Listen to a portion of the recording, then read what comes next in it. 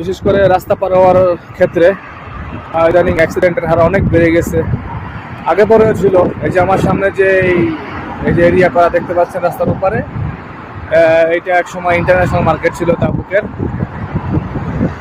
এই এরিয়ার মধ্যে অনেক বাঙালি অ্যাক্সিডেন্টে মৃত্যুবরণ করছে।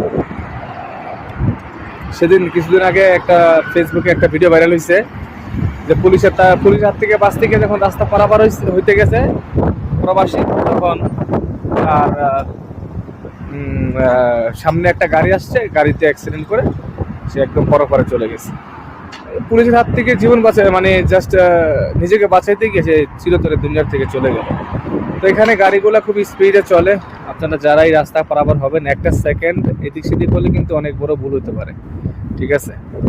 সো আমি আপনাকে অনুরোধ করব, এখন তো বিকাল টাইম, এখন অত সমস্যা হচ্ছে না। বিশেষ করে যখন দুপুরে ডিউটি শেষ হয়, তখন মাদ্রাসাগুলো ছুটি হয়, তখন এত বেশি গাড়ি এই রোডে চলাফেরা করে, কখনো 20 মিনিট, কখনো আধা ঘন্টা, কখনো 40 মিনিট আমাদের রাস্তা পার হইতে সময় লেগে যায়। এখানে আশেপাশে কোনো ওভার ব্রিজও নাই যে হেঁটে রাস্তা পারাপার হবো, ঠিক আছে? এভাবে আমাদেরকে প্রতিদিন রাস্তা পার হইতে হয়, অনেক মানে রিস্ক নিয়ে, ঠিক আছে?